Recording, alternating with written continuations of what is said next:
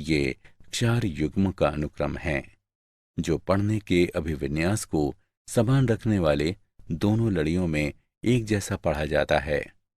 निम्न अनुक्रमों को 5 प्राइम से 3 प्राइम दिशा में या 3 प्राइम से 5 प्राइम की दिशा में पढ़ने पर दोनों लड़ियों में एक जैसा पढ़ा जाता है।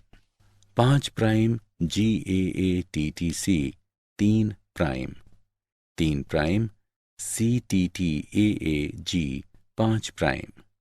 प्रथम प्रतिबंधन एंडोन्यूक्लियेज हिंड 2 था।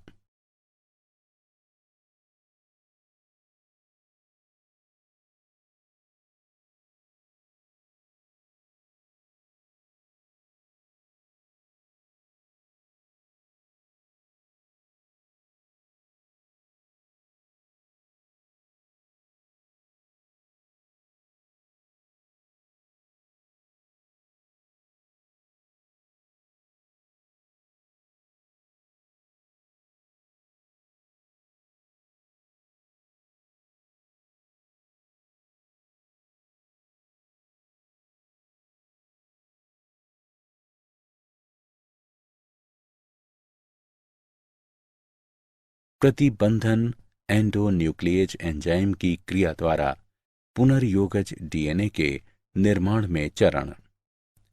कुछ जीवाणुओं में प्रतिबंधन एंजाइम प्राकृतिक रूप से पाए जाते हैं और विषाणुओं के विरुद्ध रक्षा तंत्र के रूप में कार्य करते हैं। प्रत्येक प्रतिबंधन एंजाइम एक विशिष्ट स्थल यानी पहचान स्थल पर काटता है जहां न्यूक्लियोटाइड्स का एक विशिष्ट अनुक्रम पाया जाता है।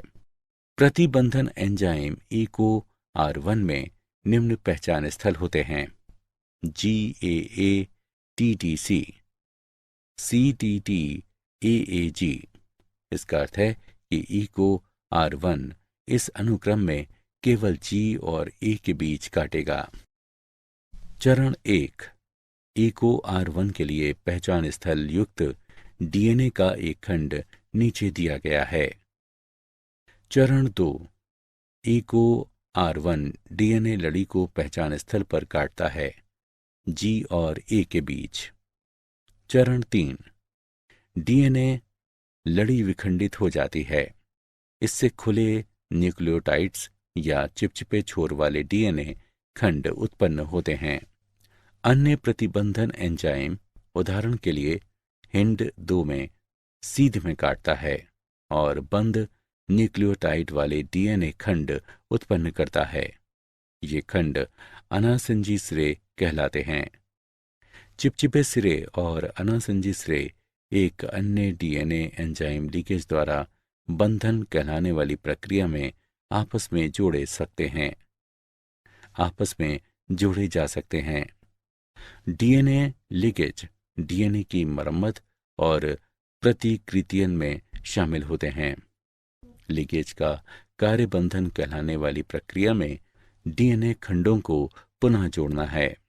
डीएनए खंड क्षार युग्म रेखण का उपयोग करके आपस में जुड़ जाते हैं। डीएनए के एक खंड के खुले न्यूक्लियोटाइड्स दूसरे डीएनए खंड के लिए क्षार युग्म द्वारा आकर्षित किए जाते हैं। खंड एंजाइम डीएनए लीकेज द्वारा जुड़े होते हैं जो खंडों को उनकी शर्करा फॉस्फेट रीढ़ पर जोड़ते हैं। यदि डीएनए खंड अलग अलग स्रोतों से है तो पुनर्योजन डीएनए उत्पन्न होता है।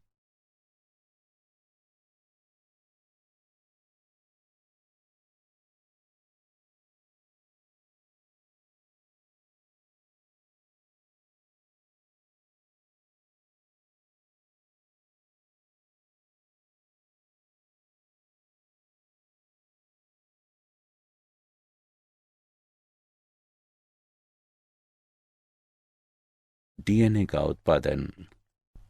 पुनर्योगज डीएनए का उत्पादन प्रतिबंधन एंजाइम ECO की क्रिया के परिणाम स्वरूप होता है और बंधन को निम्नलिखित आरेख में दर्शाया गया है। एंजाइम दोनों डीएनए को समान आमाप पर काटता है। उसके बाद दोनों डीएनए खंडों को चिपचिपे सिरों पर जोड़ा जा सकता है और इसके फलस्वरूप पुनर्योगज डीएनए बनता है।